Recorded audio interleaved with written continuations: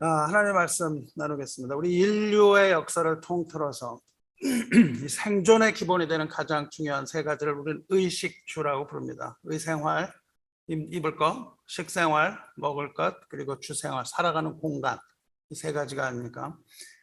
이 인류의 역사는 이것들을 구하기 위한 투쟁의 역사였습니다. 그리고 지금도 거기서 별반 달라지지가 않았습니다. 이 세 가지를 우리는 인생의 목적으로 두고 살아가지 않습니까? 여러분 삶을 생각해 보시기 바랍니다. 이 세 가지에 눌린 삶이 얼마나 고단하고 치열한 삶입니까? 근데 이것들만이 우리 인생의 목표라면 이게 얼마나 슬프고 허무한 일인지 모릅니다. 오늘은 이 중에서 세 번째 주생활에 대해서 잠깐 생각해 보려고 해요.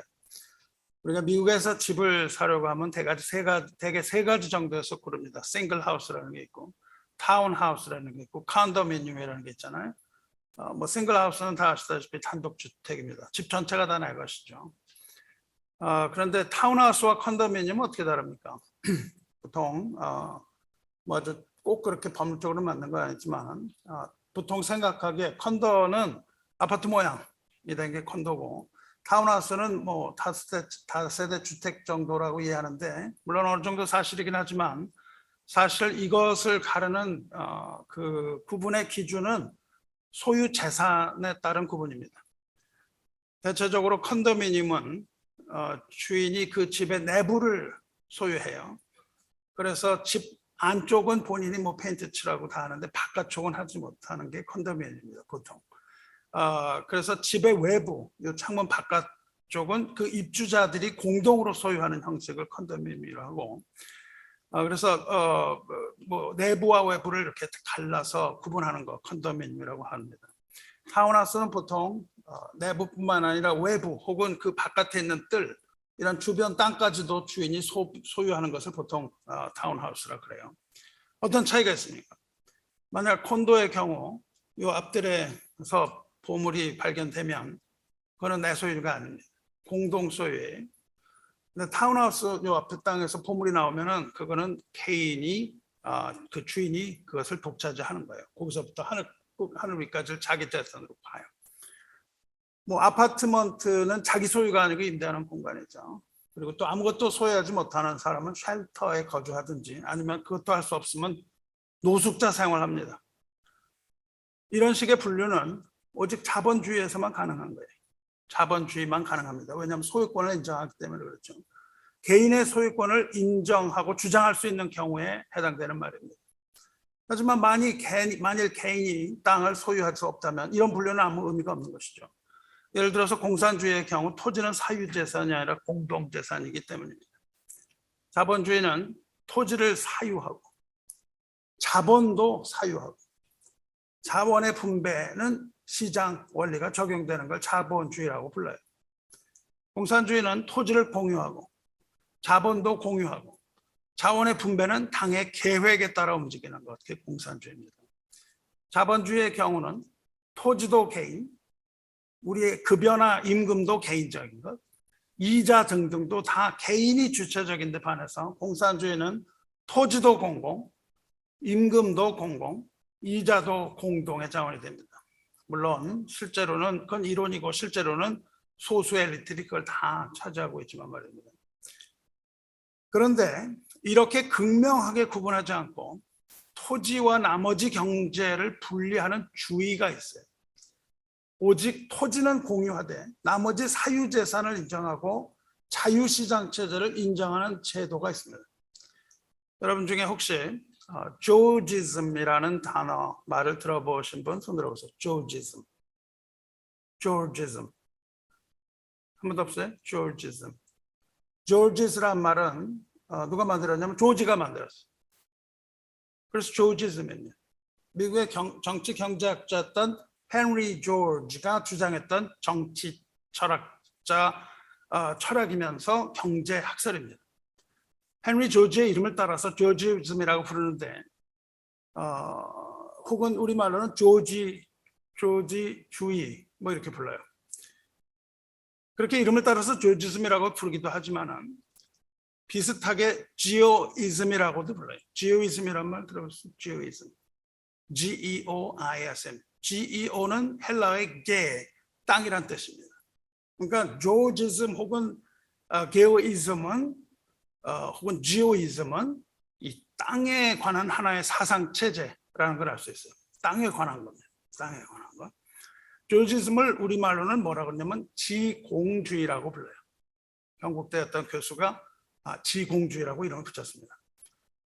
지공, 즉 땅 지자, 공평하다는 공자, 즉 땅을 공유한다는 거예요. 땅을 공유. 이 조지는 토지의 공공성을 주장했습니다. 토지는 개인이 소유할 수 없고 전 인류의 공동 소유다. 이렇게 주장을 하고 나왔어요.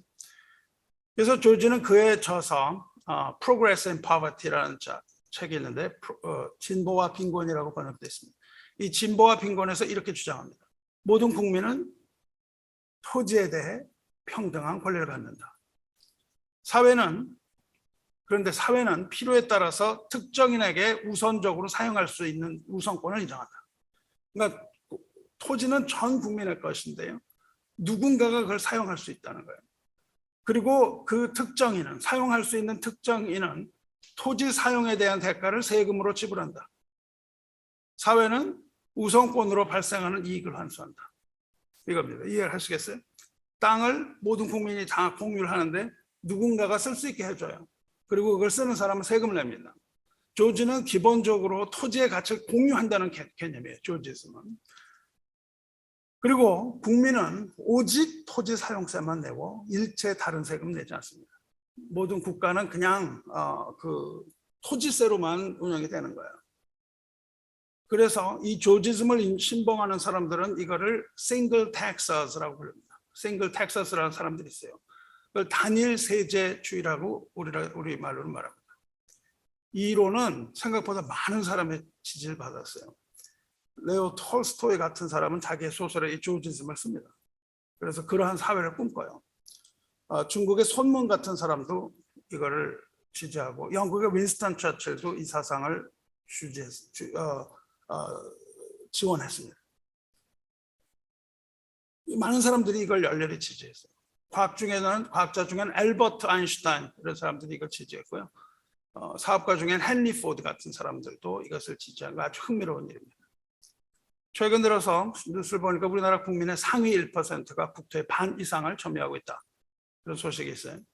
그리고 부유층 상위 5%가 전국 토지의 83%를 소유하고 있다. 이런 결과가 나옴으로써 아주 충격을 던져줬죠. 극심한 부의 아주 극심한 불균형 이런 걸 보여줍니다. 이 자본주의 체제 아래서 토지 사유제가 가져온 아주 분명한 문제입니다. 땅 투기 이런 인간의 욕심이 가져온 결과입니다. 그렇다면 자본주의에 그런 문제가 있다면 토지를 국가나 당이 보유하는 이 공산주의나 사회주의 같은 경우는 어떻습니까? 거기서는 토지가 균등하게 그런 토지의 균등한 분배가 이루어지고 있습니까? 그렇지 않죠. 오히려 훨씬 더 소수의 집단이 국가의 모든 부를 다 틀어주고 있지 않습니까? 지금 중국이 가진 가장 큰 문제가 뭡니까? 중국이 가지고 있는 가장 큰 문제는 부의 불균형입니다. 이게 가장 큰 문제예요.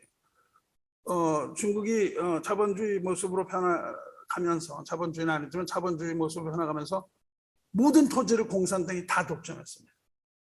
그리고 공산당의 핵심 간부들이 거의 모든 부를 다 장악하고 있어서 이제 앞으로 지금은 폭력으로 누르고 있지만 이 불균형이 불거져 나올 때에 중국은 걷잡을 수 없는 그런 혼란에 빠질 수밖에 없습니다. 이 부의 불균형은 언제나 사회 문제가 되어왔습니다.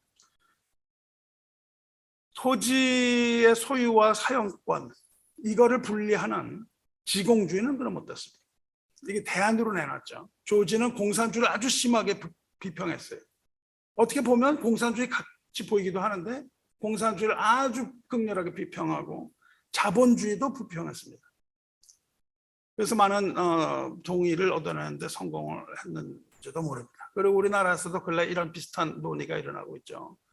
지금 사람들은 그걸 공산화 이렇게 비난하지만 사실 그게 아니고 지공주의를 자꾸 얘기하는 거예요.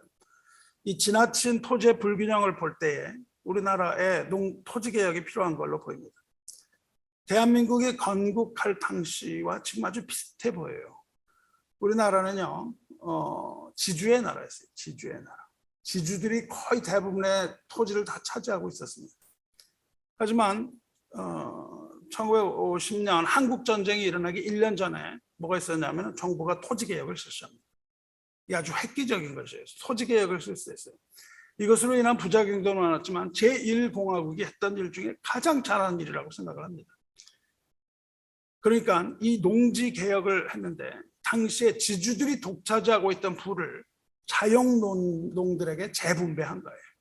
그러니까 수많은 사람들이 땅을 가질 수가 있게 된 거예요. 그 법으로 인해서.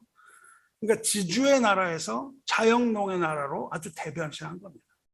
그리고 북한이 침공합니다. 그때의 국민들이 죽기 살기로 싸울 수 있었던 이유 중에 하나는 자기들이 지켜야 할 터전이 생긴 겁니다. 지주들에게 다 착취당하는 그런 것이 아니고 이제 내가 지켜야 할 조그만 손바닥만한 땅이라도 지킬 수 있는 터전이 생긴 거예요. 그러니까 대한민국이 공산주의와 싸울 수 있었던 근거는 토지개혁이다라고 말해도 과언이 아니라는 그런 학자들도 있습니다. 그렇게 농지개혁, 토지개혁을 통해서 지주의 나라에서 국민의 나라로 변신했던 대한민국이 이제 불과 70년 만에 다시 지주와 부자들의 나라로 변신한 건 참으로 유감이 아닐 수 없습니다. 한강의 기적이 다 무력화된 것처럼 이 불로소득이 사유화가 된 이 불평등한 사회가 된 이유가 도대체 뭡니까? 제도가 뭐가 잘못돼서 그랬습니까? 그렇지 않습니다. 제도가 잘못되기보다는 인간의 욕심이 그것을 강하게 드라이브한 거죠. 인간의 욕심이 사회를 그렇게 만들어가요. 제도가 어떤 제도든 간에 인간의 욕심은 다 그렇게 만들어갔습니다. 자본주의, 사회주의, 공산주의 할 것 없이 다 그쪽으로 그냥 휩쓸려 가는 게 인간의 사회예요. 자본주의도 공산주의도 지공주의도 그 어떤 것도 이 문제를 해결할 수 없습니다. 절대 해결할 수 없어요. 왜 그럴까요? 그 이유를 알아보고 그렇다면 우리 하나님의 백성들은 어떻게 이런 것들을 대해야 되는지 우리가 알아보고 하는 겁니다. 근래 이 영향력이 있는 기독교 지도자와 및 많은 목회자들 그리고 신학자들까지 일부 정치 세력이 추구하는 이 토지공 개념, 즉 토지 가치세 정책을 두고 이거야말로 성경적인 방법이라고 아주 환호하고 지지하고 있습니다.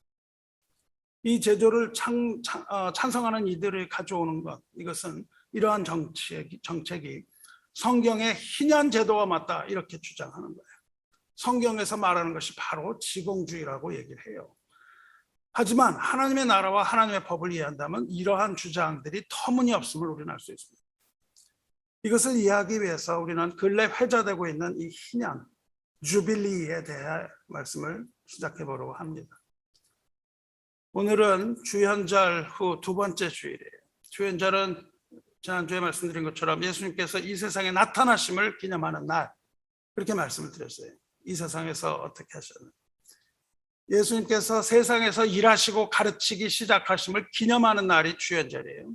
그래서 주현절 후 첫째 주일은 수세주일이라 그래서 지난주에 요단강에서 세례받으신 예수님의 사건으로 시작했습니다. 예수께서 세례받으실 때 성자, 성부, 성령 삼위 하나님이 함께 하셨고 메시아로 확실한 증거 나타냈다고 지난주에 말씀드렸어요. 하지만 예수께서 이 세상에 오심은 마귀를 멸하고 하나님의 백성을 마귀로부터 자유롭게 풀어주기 위함입니다. 그래서 그 세례 장면 후에는 마귀의 시험을 받으시는 장면이 나와요. 누가복음에서는 그것을 간단하게 생략합니다. 하지만 마가복음에서는 그것을 조금 더 자세하게 설명을 해요. 그런데 여기에서의 관심은요, 마귀와의 전쟁에 있지 않고 예수께서 강한 힘으로 마귀를 제압하고 그 백성을 구원하심에 초점이 있습니다. 그래서 마귀의 시험 이후에 메시아가 누구신가, 그리고 메시아가 어떤 일을 하시는가에 관한 이야기로 들어가요. 그것이 바로 오늘 읽은 4장 말씀입니다. 시험 당하신 후에 예수님께서 나사렛으로 가세요. 그리고 나사렛에서 배척을 받으시는 장면이 바로 오늘 이야기입니다. 예수님께서 메시아라는 사실은 이미 선지자 이사야에 의해서 이미 예언된 것이고 그 예언이 오늘 이루어졌다. 이 말씀을 지금 하고 계십니다. 그래서 오늘 읽은 두 성경 구절은 동일한 말씀의 반복이에요. 이사야에서 읽었던 그 말씀이 마가복음에 그대로 나오죠. 주의 성령이 내게 임하셨으니 이는 가난한 자에게 복음을 전하게 하시고 내게 기름을 부으시고 나를 보내사 포로된 자에게 자유를 눈먼 자에게 다시 보게 함을 전파하며 눌린 자를 자유롭게 하고 주의 은혜의 해를 전파하게 하셨습니다.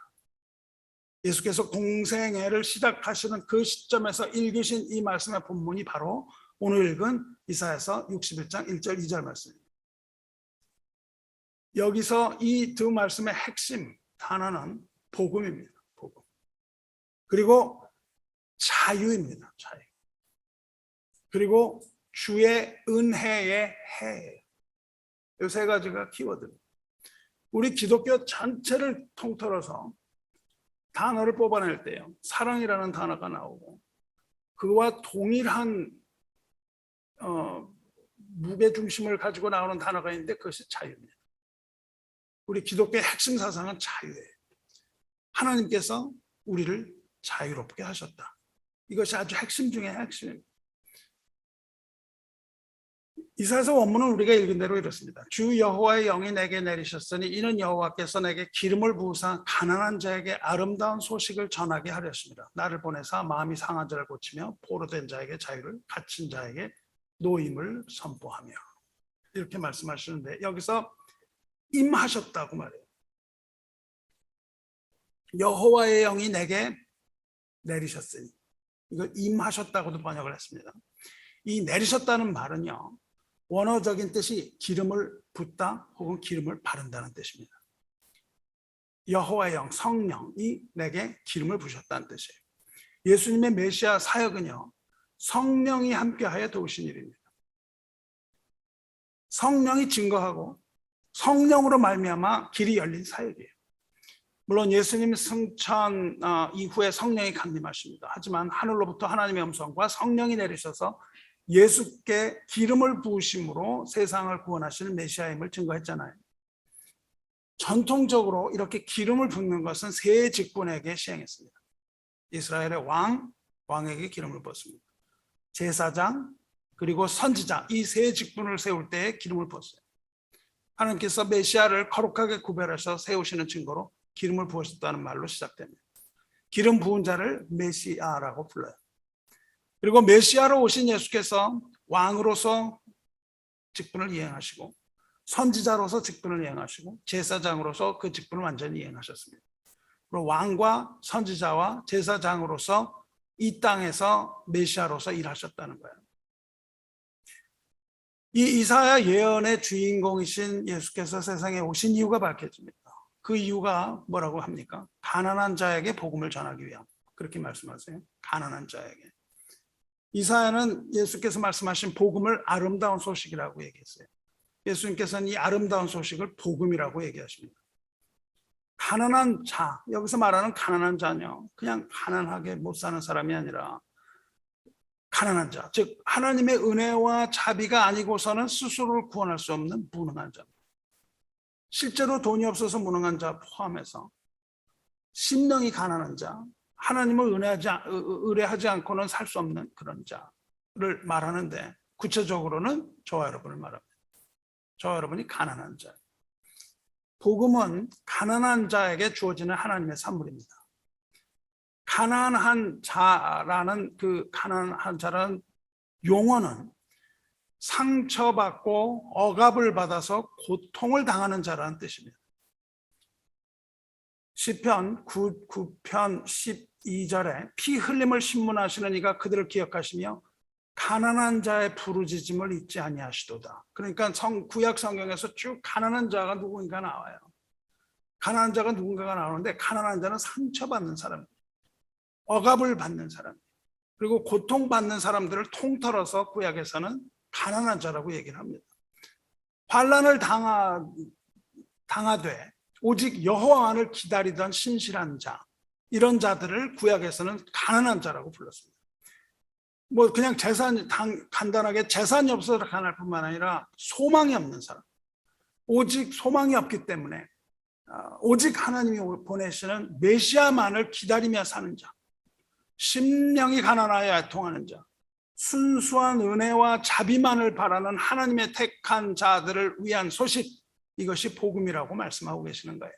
이것을 아름다운 소식이라고 말씀하고 계십니다. 이 복음을 위하여 예수께서 성령의 기름 부으심을 받았고 아버지로부터 보내심을 받아서 이 세상에 나타나셨다는 것이 말씀의 핵심입니다. 복음의 기쁜 소식은 마음이 상한 자를 치료한다고 말씀하세요. 험한 인생길, 이 지친 몸과 마음, 이 병든 몸, 마음, 이것을 고치시는 것이 메시아의 일인 것을 선포하고 계세요. 이 악한 영에게 받는 상처, 악한 영이 우리에게 펀치를 매기죠. 불화살을 쏩니다. 그 악한 영에게 받는 상처, 또 세상으로부터 받은 상처, 우리의 대적으로부터 얻은 모든 상처로 연약해진 심신을 회복시키십니다. 이것이 메시아가 하시는 일입니다. 그리고 주님은 또 포로된 자에게 자유를 준다고 말씀하세요. 치료를 하시고 자유를 주십니다.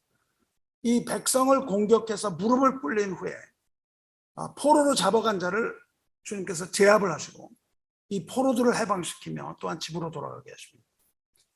여기서 자유는 더 나아가서 죄와 죽음으로부터의 구원을 말하죠. 그 누구도 어쩔 수 없는, 여러분과 저 중에, 우리 중에 어떤 누구도 할 수 없는, 이길 수 없는 그 죽음의 사슬, 우리가 스스로 풀 수 없는 그 죽음의 사슬을 끊으시고 죄로부터 완전히 해방을 선포하시는 거예요. 선포하십니다. 말씀으로 선포하세요. 그리고 그 말씀의 능력이 있어서 그것이 그대로 이루어지는 것이죠. 그리고 또 갇힌 자에게는 노임을 선포하십니다. 갇힌 자에게 노임을 선포한다는 말은요, 갇혀있는 그 감옥의 문을 여신다, 그 뜻입니다. 시편 107편에 나오는 것과 동일합니다. 하나님께서 갇힌 자, 어둠 속에 갇힌 자를에게 오셔서 그 문을 무너뜨리고 그 문을 깨뜨리고 빗장을 깨뜨려서 거기서부터 꺼내신다는 뜻이에요. 감옥에서. 즉 죄와 사망의 올무로부터 해방, 죄와 사망의 그늘로부터 해방을 말해요. 영적으로 눈이 멀었던 자가 영의 눈을 뜨는 것을 말하기도 합니다. 눈먼 자가 다시 보는 거예요. 눈먼 자, 우리가 눈이 멀었지만 영적인 눈을 다시 뜨게 되기를 축원합니다. 이 눌린 자에게 자유를 주시면 죄의 노예가 되어서 세상 근심, 걱정 이런 것에 얽매여서 고통받는 자에게 예수께서 그 영혼의 평안, 자유 이런 것을 주시는 것을 말합니다. 우리가 죄의 노예가 되면 근심의 노예가 됩니다. 돌은 사랑함이 일만하게 뿌리가 되는 것은 근심으로 자기를 찔렀도다. 우리가 근심할 수밖에 없어요. 예수를 믿는 믿음이 떨어질 때 우리에게 들어오는 것은 근심입니다. 근심과 믿음, 이 두 가지가 왔다 갔다 하는 거죠. 이렇게 메시아께서 이 땅에 오실 것을 예언하고 있는데 그때를 은혜의 해라고 부르는 거예요. 그것을 은혜의 해라고 부릅니다. 때가 되었을 때 나타나시는 일입니다. 문자적으로는 여호와의 기뻐하시는 해예요. 이것을 우리는 희년이라고 부릅니다. 이것은 희년을 의미해요. 희년이라는 말은 주빌리, 이것은 곧 해방을 말합니다. 해방. 희년에 관한 내용은 레위기 25장에 잘 나와 있습니다. 희년은 여호와께서 시내 산에서 주신 계명인데 안식일 계명과 안식년 계명 합해서 주신 개념입니다. 가나안 땅에 들어가라고 하셨는데 가나안 땅을 허락하셨는데 가나안 땅에 들어가면 땅을 안식해야 된다고 말씀하세요. 6년 동안은 농사 지어라. 6년은 파종하고 소출 거두지만 7째에는 안식하게 해라. 그 말씀을 하십니다. 이것을 안식년이라고 불러요. 그래서 안식년은 7년에 한 번씩 돌아옵니다. 그리고 안식년을 7번 하면 몇 년이에요? 49년이죠. 그 49년 다음에 50년째 되는 해 가을에 속죄일을 선포하라고 말씀하세요. 그리고 그로부터 1년 동안 그 다음에 속죄일까지 1년 동안 지키는 절기입니다. 여기에 키워드는 속죄입니다. 모든 죄를 다 사하는 거예요. 그리고 모든 죄가 다 용서받는 기쁜 날을 희년이라고 불러요. 우리의 모든 죄가 다 용서받는 날입니다. 이 속죄일에는 전국적으로 뿔나파를 불어야 돼요. 속죄일이 되면 전국에서 뿔나파를 불어야 돼요. 여러분 생각해 보세요. 이 미국의 미국이 뭐 이스라엘이라고 치면 이 전국에 타운마다 집집마다 뿔 나팔을 부는 거예요. 그것은 제사장만이 불 수 있습니다. 그 모든 제사장들이 다 나팔을 불어대는 거예요. 레위기 25장 10절 보시면 너희는 50년째 해를 거룩하게 하여 그 땅에 있는 모든 주민을 위하여 자유를 공포하라. 이 해는 너희에게 희년이니 너희는 각각 자기의 소유지로 돌아가며 각각 자기의 가족에게로 돌아갔지며 이 모든 주민들을 위해서 자유를 선포하는 날. 이 날이 바로 주빌리, 희년이에요. 원어로는 희년을 주빌리라고 하지 않고 요벨이라고 부릅니다. 요벨. 요벨의 그 J를 영어식으로 읽어서 J 발음을 하는 거예요. 요벨이라는 말은 무슨 말이냐면 숫 양의 뿔이 요벨입니다. 숫 양의 뿔이에요. 즉 숫 양의 뿔로 만든 나팔을 부는 날, 그것이 주빌리입니다. 그러니까 나팔이 없는 희년이라는 건 있을 수 없는 거예요. 그 이름 자체가 숫양. 숫양은 무엇입니까? 숫양은 곧 죄 사함을 얻게 하는 제사를 말하죠. 그 숫양의 뿔을 잘라서 그것을 가지고 나팔을 불게 돼 있어요. 이 숫양의 나팔, 숫양의 뿔로 만든 이 뿔 나팔이 전국에 웅장하게 한꺼번에 울려 퍼지는 거예요. 그것이 바로 희년의 시작을 알리는 신호탄입니다. 그리고 그 나팔 소리를 기점으로 전국에 온전하게 해방과 자유가 선포되는 거예요. 그날이 바로 예수께서 말씀하신 은혜의 날입니다. 그리고 메시아의 날이에요. 희년이라는 것은 모든 것을 원상태로 되돌리는 날입니다. 이번 제자 양육반에서 들으신 분은 알겠지만 개혁이라는 것은 뭐라고 말씀드렸습니까? 개혁이라는 것은 어떤 도덕적인 새로운 것을 만드는 것이 아니라 원상태로 돌아가는 것, 비틀어진 것을 되돌리는 것, 하나님의 것을 훔쳐왔던 것을 다 하나님께 돌려드리는 이런 거라고 말씀드렸던 적이 있어요. 그것은 회복입니다. 개혁은 곧 회복을 말해요. 희년은 모든 상태로 돌아가는 날이고 희년의 나팔 소리는 은혜의 나팔 소리가 되는 거예요. 그럼 희년에 어떤 일들이 일어납니까? 희년에 일어날 일들은 다음과 같습니다. 먼저 희년이 되면 모든 노예가 다 해방됩니다. 노예로 가질 수 있는 사람이 없어요. 노예가 해방돼서 자유인이 되는 날입니다. 둘째로 희년이 되면 남에게 가지고 있던 토지, 기업 이런 거 다 돌려줘야 돼요. 남의 것 뺏어왔던 거 다 돌려줘야 됩니다. 받았던 내 기업을 잃어버렸던 사람은 다시 찾습니다. 내 것을 잃어버렸던 사람은 다시 찾아요. 토지를 잃어버렸던 사람은 토지를 다시 찾게 됩니다. 희년이 되면 노동으로부터 안식을 얻습니다. 희년이 되면 토지도 쉬게 해야 됩니다. 그리고 우리가 가지고 있는 모든 빚이 다 탕감돼요. 이게 굉장히 좋죠, 여러분. 여러분 집이 다 짓고 살다가 희년 되면 야 전부 다 후리 이렇게 되는 거예요. 이게 희년이. 이 이스라엘이 애굽에서 나왔잖아요. 그래서 가나안 땅으로 들어갈 때 어떻게 했습니까? 하나님께서는 12지파에게 땅을 분배하셨어요. 레위 지파는 받지 못합니다. 그 땅은 기업으로 받았어요. 풀이란 말이죠. 가나안 땅에 들어가서 무슨 일을 해서 받은 게 아니고 거저 받은 거예요. 나누어 받은 겁니다. 그렇기 때문에 땅을 팔지 말라 그러세요. 땅을 매매할 수 없다. 그런데 그 이후에 어떻게 됩니까? 인간의 욕심. 땅을 저당 잡히기도 했고요. 또 돈을 빌려서 이자를 냈어요. 그리고 빚을 지기도 하고 그래서 땅을 잃어버린 사람이 나옵니다. 받았던 땅. 그리고 만일 빚을 갚지 못하면 그 사람 그 채권자 집에 가서 일을 해줘야 돼요. 혹은 내가 못 가면은 자식을 거기다 보내는 거예요. 그렇게 갖고 거기서 품꾼으로 종살이 하면서 이러면서 노예가 막 생겨나기 시작하는 거죠. 그래서 모두가 평등하던 그 사회가 점점 불평등한 사회로 변질됩니다. 그런데 하나님께서는 49년 동안의 불평등을 딱 보고 계시다가 49년이 지난 후에 그 불평등을 깨뜨리고 원래 상태로 돌아가라고 명령을 하시는 거예요.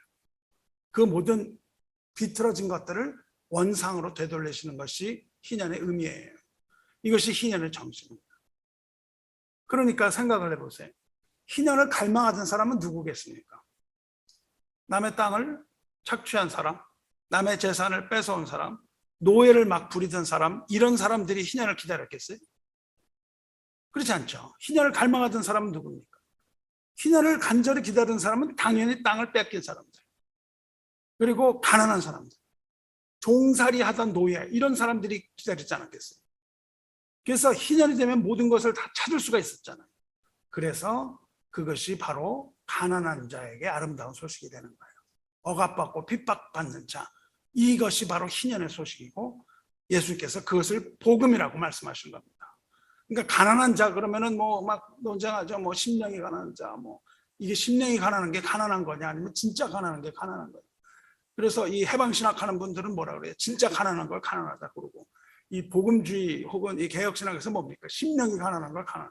그렇게 우리가 이분화해서 그렇게 설명할 수 없는 겁니다.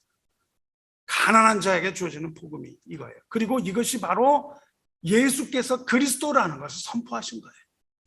가난한 자에 초점이 있지 않고 그 가난한 자를 해방시키는 내가 그리스도다, 그것에 우리는 초점을 두고 이 본문을 읽어야 됩니다. 그 반면에 희년을 가장 싫어했던 사람들은 누구예요? 부유한 기득권층, 부당하게 돈을 뺏었던 사람들. 이 사람들이 싫어했죠. 모든 거 다 내줘야 되니까. 이 희년에 관한 법 중에요, 토지에 관한 법이 레위기 25장 23절 28절까지 나옵니다. 거기는 이렇게 나와요. 토지를 영원히 사고 팔 수 없다. 그렇게 됐습니다. 그래서 성경에서 토지를 사고 팔 수 없다, 그러니까 사람들이 어떻게 했어요? 지공주의를 하는 사람이 어떻게 했습니까? 이건 다 우리 모두 거야. 사고 팔 수가 없어. 온 국민이 다 이걸 나눠 가져야 돼.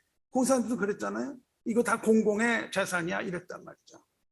그래서 이 사람들이 이걸 성경을 딱 인용을 해오면서 얘기한 거예요. 토지의 공개념이 성경의 말씀이다.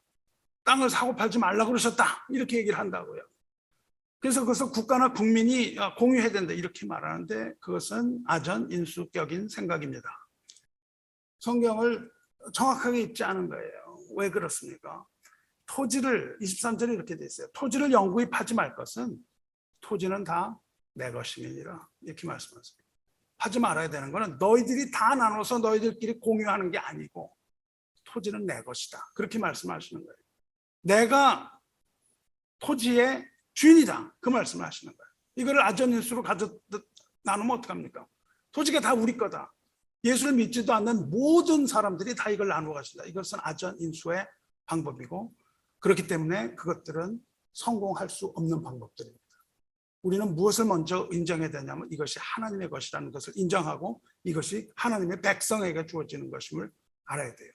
이렇게 말씀하세요. 토지를 영구히 팔지 말 것은, 영구히 팔지 말 것은 토지는 다 내 것입니다. 너희는, 그래요, 거기서 너희는 거류민이요 동거하는 자로서 나와 함께 있느니라.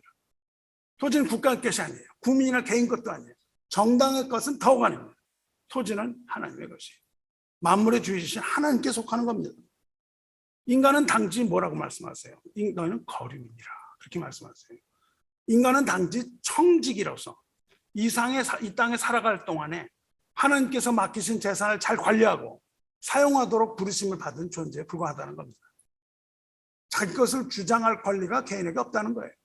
자기 것을 주장할 권리가 국가에 없다는 겁니다.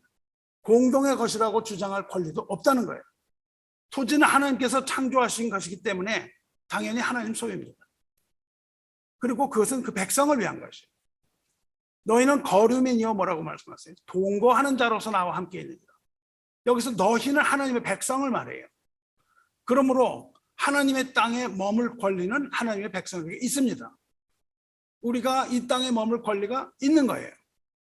여기서 거류민이라는 말은 나그네라는 뜻입니다. 나그네라는 말의 반대는 본토인이라는 뜻이에요. 원주민. 우리는 뭡니까? 본토인이 아니고 이 땅을 잠시 지나가는 나그네라는 거예요. 이 땅은 우리가 나그네로서 살고 있는 거예요. 그리고 동거한다, 너는 동거한다, 그렇게 말씀하시는데 동거라는 말은 소작인이라는 뜻입니다. 너희는 나그네요 소작인이다, 그렇게 말씀하세요. 자기 땅을 가진 자가 아니라 허락을 받고 거기에서 하나님의 땅에서 농사 짓는 사람이란 뜻이에요. 나그네가 어떻게 자기 땅에 대한 소유를 주장할 수 있어요? 나그네가 지나가면서 이 땅이 내 거라 할 수 없잖아요. 소작인이 어떻게 또 이거 내 땅이라고 말할 수 있습니까? 그러므로 자본주의든 공산주의든 지공주의든 그 사상이 성경적인 것은 아닙니다. 거기에는 하나님이란 말이 쏙 빠지고 있어요. 있던 어떤 사회였던 것을 이야기합니다. 인간의 욕심으로 하나님 말씀을 가져다가 세속적인 일에 적용하려는 것에 불과합니다. 자본주의건 공산주의건 직원주의건 땅은 세속의 것이 아닙니다. 땅은 세속의 것이 아니고 하나님의 것이며 하나님의 백성들이 기업으로 받은 것이므로 인간들의 어떠한 이론도 하나님의 나라에는 적합하지 않은 이론에 불과합니다. 예수가 아니고서는 다 이러한 논쟁 가운데 죽음을 맞이하고 맙니다. 이 땅이 내 거다, 이 땅이 내 거다 하다가 죽음으로 그 인생들이 다 끝나는 거예요. 우리는 무엇입니까? 그렇지 않습니다. 우리는 이렇게 함부로 하나님의 것을 인간의 욕심에 결부시키지 말아야 합니다. 비록 인간이 나그네라 할지라도 하나님의 백성은 존귀합니다. 이 땅을 살아가는 하나님의 백성은 존귀해요. 왜 그렇습니까? 인간은 잠시 이 땅에 머무는 나그네지만 홀로 가는 것이 아닙니다. 너희는 거류민이요 동거하는 자로서 나와 함께 있느니라. 이 땅에서 하나님이 함께 하신다는 거예요. 이 땅이 내 거라고 자꾸 얘기를 하지 말고요. 이 땅을 나는 나그네로 살아가고 이 모든 것이 하나님의 것입니다. 인정하고요. 나는 하나님께서 주신 분복대로 이 땅을 자유롭게 살아갑니다. 그리고 하나님께서는 그 땅에 살아가는 우리와 함께 하십니다. 이거죠. 우리가 땅을 소유하지는 못해도 문제가 없습니다. 나그네와 소작인으로 살아가는 동안에 우리가 홀로 가는 게 아니라 늘 동행하고 보호하시는 하나님이 곁에 계심으로 우리가 귀한 존재인 겁니다. 땅을 소유하는 게 중요한 게 아니라 하나님과의 동행이 중요한 거예요. 그리고 나그네로서의 발걸음 재촉하는 게 중요합니다. 땅에 붙박아서 영원히 거기 살 것처럼 이것이 내 거라고 주장하는 게 중요한 게 아니라는 거예요. 내가 이 땅에는 나그네라는 것을 깨닫는 것이 중요합니다.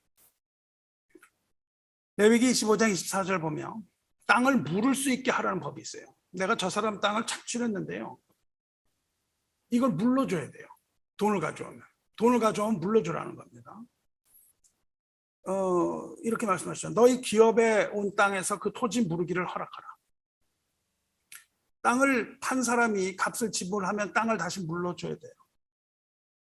그런데 땅을 팔았어요. 그리고 그 땅을 다시 살려고 그러는데 돈이 없죠. 돈이 없어요. 내가 종사를 계속 한 거잖아요. 이거 팔아먹고. 땅을 팔고 종사를 하던 사람이 어떻게 다시 돈을 마련해서 그 땅을 살 수가 있겠어요. 그럴 경우에 그 땅을 무르고 싶은 사람의 친척이 대신 지불해 줘야 된다는 법이 있어요. 내가 동생이 그렇게 당했어요. 근데 형이 돈을 가지고 있어요. 그럼 형이 그것을 대신 지불해 줘야 되는 법이 있어요. 만일 내 형제가 가난하여 그의 기업 중에서 얼마를 팔았으면 그에게 가까운 기업 물을 자가 와서 그의 형제가 판 것을 물을 것이요. 물러달라 이거예요. 그러니까 형이 가서 동생이 잃어버린 거를 돈 주고 사줘라. 그 말이에요. 성도 여러분, 이게 잘 들으시기 바랍니다. 여기 이 법이 바로 예수 그리스도의 대속의 법이에요. 물은다는 말은 단어, 게울라라는 말은요, 값을 대신 지불한다는 뜻입니다. 영어로는 이것을 redemption이라고 불러요. 구속이라고 부릅니다. 예수님이 뭐라고 그래요? The Redeemer. 뉴욕에 가면 The Redeemer Church 있잖아요. 우리 Redeemer Church 때문에 이거 우리 이거 쓰레기통 하는데 디스카운트 많이 받았어요. 거기 목사님하고 안다고 그랬는데 그분 막 이름을 대면서 막 그분이 뭐냐면 구속자이신 예수님 이런 뜻에서 The Redeemer Church라고 부르거든요. 이 구속, Redeemer, Redemption, 값을 지불하다라는 의미와 회복한다는 의미가 있습니다. 그것을 물으는 거예요. 회복하는 거예요. 값을 지불하고 회복한다. 그 뜻이에요. 이것이 무엇입니까? 이것은 예수 그리스도께서 몸소 십자가에 달리심으로 죄인인 인간들의 죄값을 대신 지불하셨다는 거예요. 그리고 우리를 속량하여 주셨다는 것을 말합니다. 요한계시록 5장 9절에서 이렇게 말씀하십니다. 일찍이 죽임을 당하사 각 족속과 방언과 백성과 나라 가운데서 사람들을 피로 사서 하나님께 드리시고 죄인을 피값을 지불하고 사셔서 하나님께 드렸다는 거예요. 자기 피로 백성을 사셔서 하나님께 드린 분이 바로 어린 양 그리스도인 것은 두말할 나위가 없습니다. 예수님은 값을 지불하세요. 너희는 너희 자신의 것이 아니라 값으로 산 것이 되었으니 그런즉 너희 몸으로 하나님께 영광 돌리라. 사도 바울 이렇게 권면합니다. 주님께서는 그리스도의 보배로운 피값을 지불하고 죄에 팔렸던 우리 기업을 물으신 거예요. 우리가 물을 수 없으니까. 우리가 그것을 물을 수가 없어요. 우리가 노예가 됐거든요.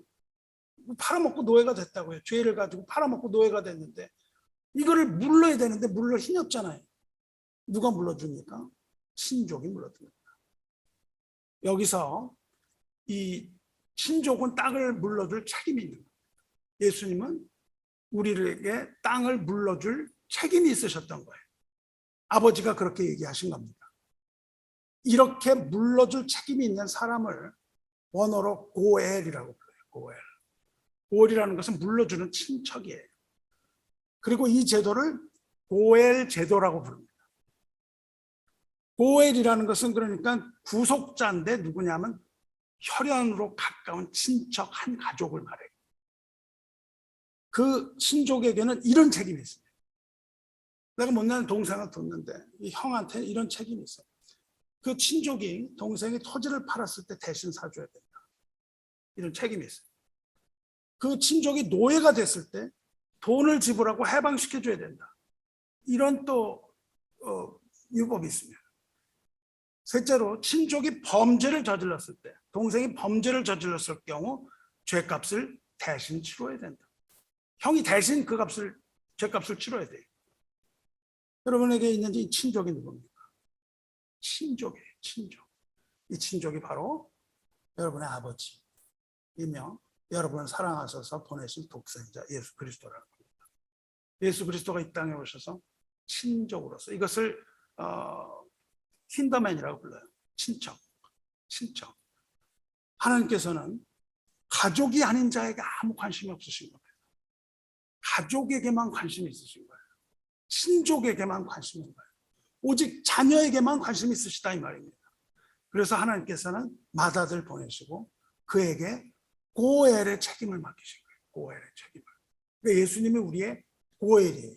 대신 물러주시고 우리 죄값을 대신해 주시고 우리가 노예된 걸 해방시켜 주시는 분이 고엘이에요. 에베소 5장의 2절에 그리스도께서 너희를 사랑하신 것 같이 너희도 사랑 가운데서 행하라. 그는 우리 위하여 자신을 버리사 향기로운 제물과 희생 제사로 하나님께 드리셨다. 이 고엘이신 예수께서 피로 값을 지불하고 잃어버린 땅을 되찾아 주셨고 값을 지불하고 노예 생활에서 해방하시고 죄값 대신 지불하고 죄를 대속하셨다. 이것이 완벽한 시나리오입니다. 이것이 바로 우리의 대속자가 되셔서 우리를 구원하시고 피로서 그것을 물러주신 예수님의 사랑이에요.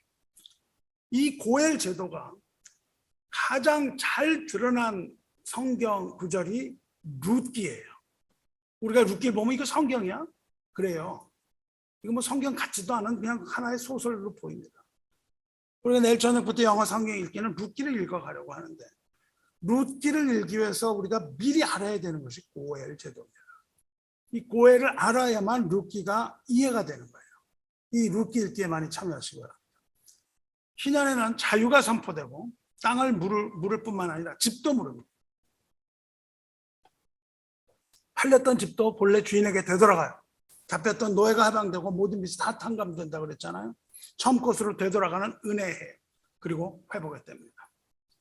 그런데 이것은 물질적인 것뿐만 아니라 진정으로 회복되는 게 있습니다. 이 물질이 회복되는 것은 겉으로 보이는 거고요. 이것이 회복됐을 때 진정으로 회복되는 게 있어요. 그게 뭘까요? 그랬을 때 진정으로 회복되는 게 뭐냐면 기쁨입니다. 기쁨이 회복되는 거예요. 생각해 보세요.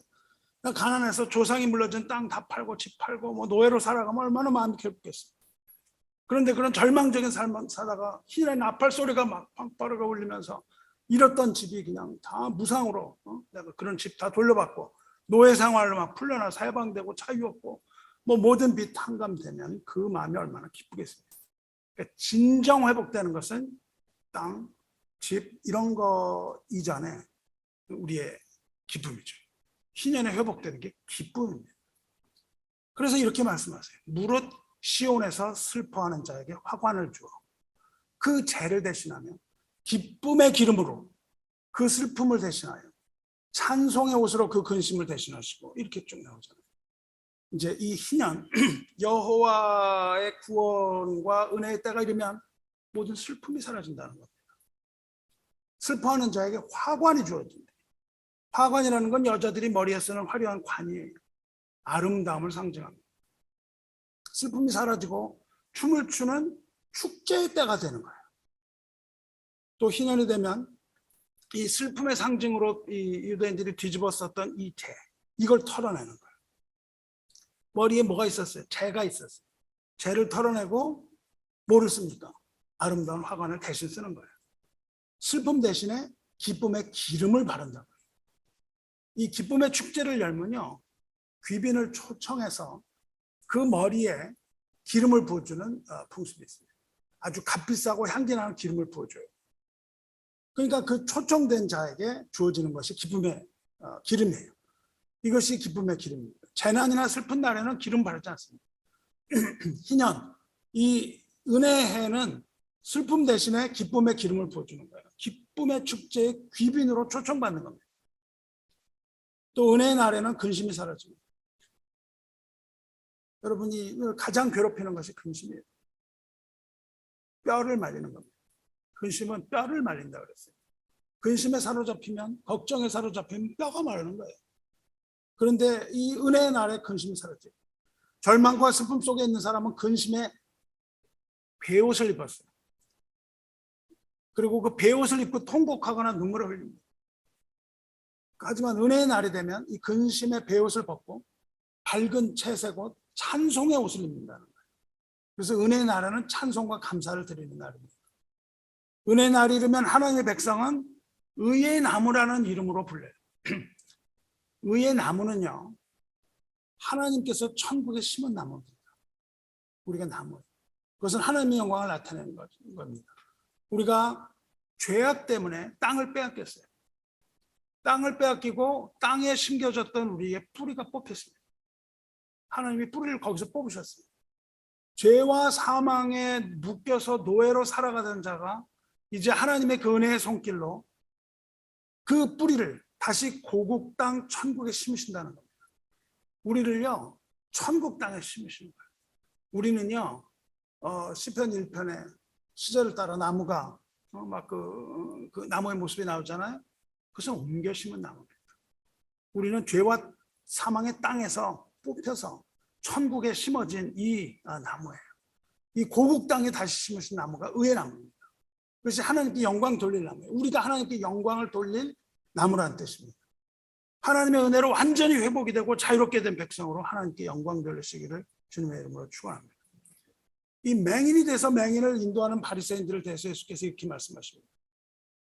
그 바리새인들을 향해서 뭐라고 그러시냐면, 심은 것마다 내 하늘 아버지께서 심으시지 않은 것은 뽑힐 것이다. 그렇게 말씀하세요. 아버지가 심으지 않은 다른 것, 다른 복음을 심으면요, 다 뽑히는 거예요. 그냥 두라. 만일 맹인이 맹인을 인도하면 둘이 다 구덩이에 빠지죠. 이 가짜 복음이 교회에서 만연하고 있죠. 하나님이 뽑으시지 않은 이 가짜 복음들은 다 뽑힐 겁니다. 오직 하나님의 백성만이 하나님에 의해서 세움을 받는 거예요. 오직 하나님께서 심으신 나무만입니다. 성도 여러분, 희년이 되면 모든 것, 잃어버렸던 거 다 찾습니다. 그리고 모든 게 다 회복돼요. 여러분의 생명도 얻게 되고 자유도 없고 뭐 그냥 천국이 다 회복되는 거예요. 무엇이 회복됩니까? 주님과 함께 에덴 동산이 회복되는 거예요. 이 우리의 본향 천국이 다 회복되는 거예요. 이게 희년이에요. 이러한 소망으로 이 나그네 길, 이 고난과 역경의 이 길 모두 다 이겨내고 천국 가는 길 잘 걸으시기를 축원합니다. 예수님께서 두 가지 면에서 희년을 주셨어요. 첫 번째로는 이 땅에 오셔서 죄와 사망의 권세로부터 우리 해방시키고 자유를 주셨어요. 첫 번째 희년입니다. 죄와 사망으로부터 해방의 이 희년은 십자가에서 이루셨어요. 이것은 율법으로서 해방을 말하기도 합니다. 율법 아래서 종노릇하던 자들을 은혜하라로 옮기신 거예요. 은혜로 해방하신 거예요. 그래서 구원받은 자는 율법 아래 있지 않고 은혜 아래 있습니다. 이제 율법의 종이 아니라 하나님의 아들로서의 새 시대를 맞은 거예요. 그리스도 예수 안에 있는 생명의 성령의 법이 죄와 사망의 법에서 우리를 해방시킨 걸 믿고 감사하시기 바랍니다. 이것이 이 땅에 오셔서 이루신 첫 번째 희년입니다. 할렐루야. 그런데 그걸로 끝이 아니라는 겁니다. 두 번째로 이제는 우리를 천국으로 돌아가게 하시기 위해서 다시 나타나시는 겁니다. 다시 나타나시는 거예요. 처음 나타나셨고 이제 다시 나타나시는 거예요. 이것이 바로 에피파니, 주현절의 참 의미입니다. 그때 나타나셨던 주님께서 다시 나타나시는 거예요. 다시 오시는 희년이 있습니다. 죄악된 세상에서 영원히 해방되는 실제적인 희년, 이것은 예수님의 재림으로 이루어지는 거예요. 그날 무슨 소리가 들립니까? 어떤 소리가 들리겠어요? 그날에 나팔 소리가 들리는 겁니다. 하늘로부터 나팔 소리가 들리고 강림하시는 거예요. 데살로니가 전서에 뭐라고 기록되어 있습니까? 주께서 호령과 천사장의 소리와 하나님의 나팔 소리로 신이 하늘로부터 강림하시리니 그리스도 안에서 죽은 자들이 먼저 일어나고 그 후에 살아남은 자들도 그들과 함께 구름 속으로 끌어올려 공중에서 주를 영접하게 하시니 그리하여 우리가 항상 주와 함께 있으리라. 이 말씀을 주십니다. 천사장의 소리와 함께 하나님의 나팔 소리가 울리면 그리스도의 희년, 2000년 전에 시작했던 희년이 완성되는 겁니다. 그리고 우리는 천국에서 완전한 자유와 기쁨과 해방을 누리는 거예요. 희년은 십자가의 은혜입니다. 그리고 희년의 기쁨이 복음의 기쁨이에요. 희년의 나팔 소리는 천국의 나팔 소리입니다. 이와 같이 기쁨을 얻으시길 바라요. 그런데 이와 같이 기쁨을 얻은 하나님의 백성에게 또 다른 이름이 붙어요. 그것은 여호와의 제사장이라는 이름입니다. 이방인과 유대인의 벽이 완전히 허물어지고 복음의 시대에 열방이 하나님의 나라로 하나님 앞으로 돌아오는 시대가 열린 겁니다. 누구나 다 하나님 앞에 갈 수 있는 거예요. 지난 주에 들으셨잖아요. 천국 하늘이 찢어졌기 때문에 누구나 갈 수 있습니다.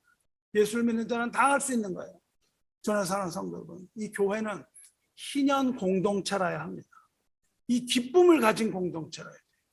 그리고 제사장이라 불림을 받는 그러한 공동체가 돼야 됩니다. 희년을 맞는 이 교회는 자유인들의 공동체가 돼야 되는 거예요. 우리는 자유를 얻은 사람들입니다. 예수께서 이루신 그 십자가에서 이루신 희년 정신으로 살아가야 돼요.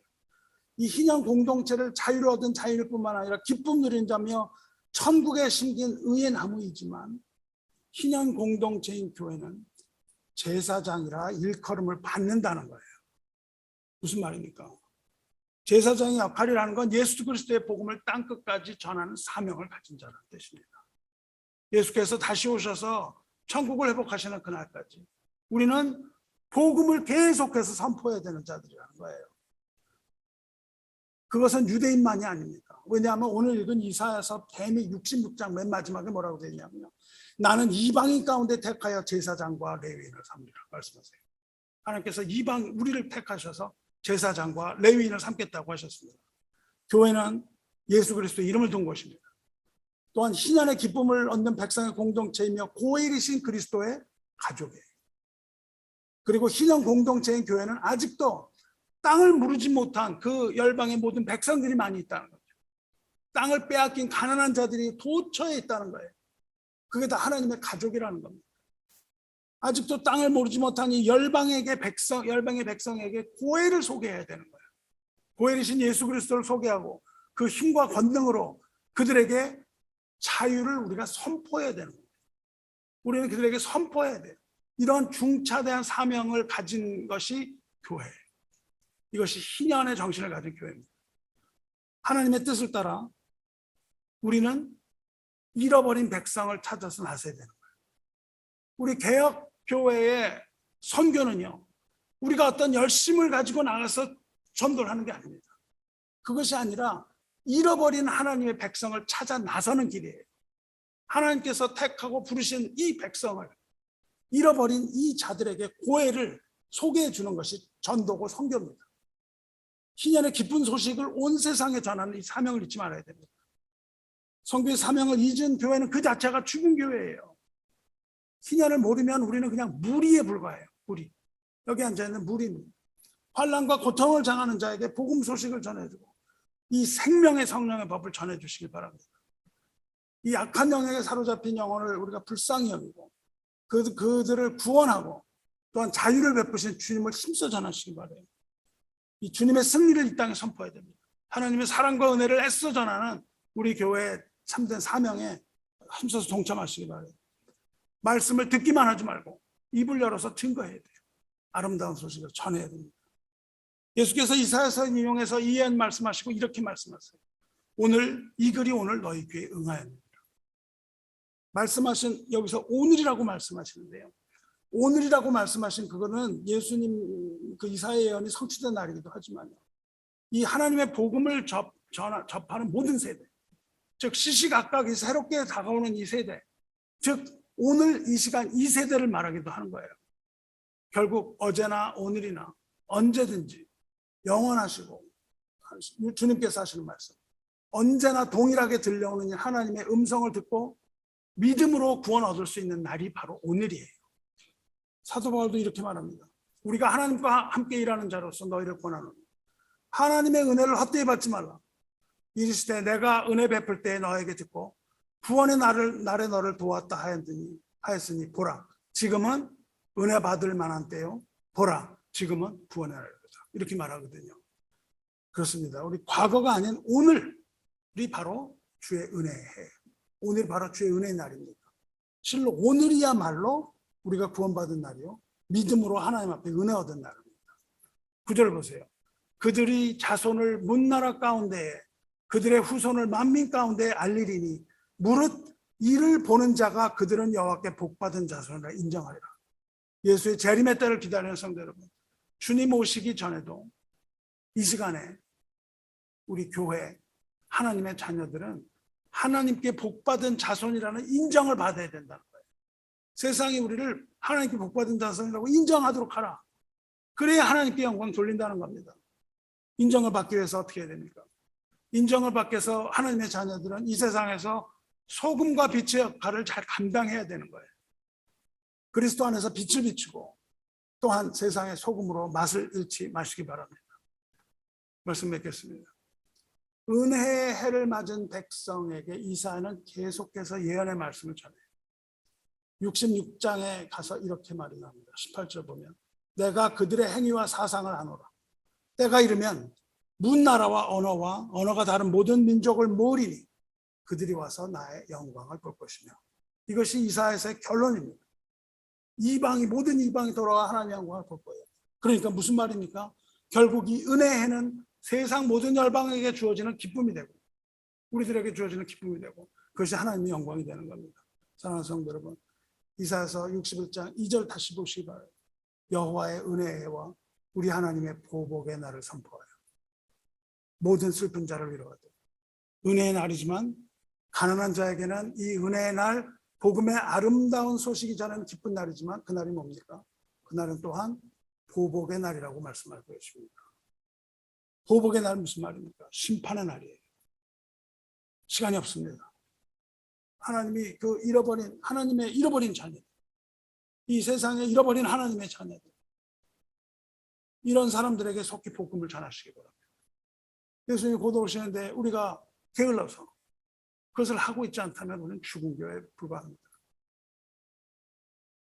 이렇게 말씀하십니다. 나는 그 가운데서 택하여 제사장과 레위인을 삼으리라. 여호와의 말입니다. 내가 지을 새하늘과 새 땅이 내 앞에 항상 있는 것 같이 너희 자손과 너희 이름이 항상 있으리라. 여호와의 말입니다. 우리는 제사장의 역할을 감당할 만한 강력한 희년 공동체로서 거듭나서 귀한 복음을 전파하는 복음 전파자의 사명을 감당하시기를 주님의 이름으로 축원합니다. 기도하겠습니다.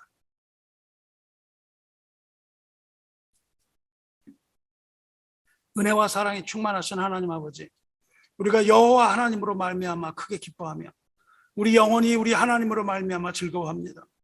주께서 우리에게 구원의 옷을 입히시며 찬송의 옷으로 우리 근심을 대신하게 하시고 우리 슬픔을 기쁨의 기름으로 대신하시고 머리에 화관을 씌워주셔서 슬픔이 이길 뿐만 아니라 천국의 기쁨을 맛보아 알게 해주시니 감사합니다.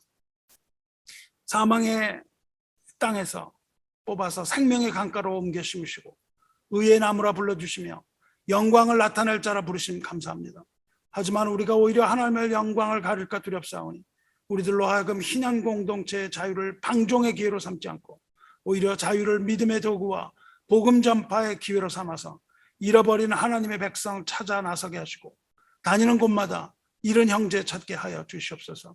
우리 교회 앞에 공의와 찬송이 솟아나게 하시며 우리 형제들이 하나님의 심판대 앞에 설 때 수치를 당하지 아니하고 오히려 하나님의 상급을 받게 하시며 능욕을 당하지 않게 하시고 대신 기업을 받아서 즐거워하며 기뻐 외치며 땅에서 잃은 것들 갑절을 받고 하나님 나라에서 영원한 기쁨 얻게 하여 주시옵소서. 우리에게 구원의 옷과 공의의 겉옷을 더하심이 신랑이 사모를 쓰며 신부가 자기 보석으로 단장한 같다 오늘 말씀하셨사오니 신랑의 다시 오심을 사모하는 교회에게 주님의 약속 붙들고 간절히 기도하게 하시옵소서. 새하늘과 새 땅을 허락하시며 거기서 우리와 함께 영원히 거하실 우리 주 예수 그리스도의 거룩하신 이름으로 감사 기도 드리옵나이다. 아멘.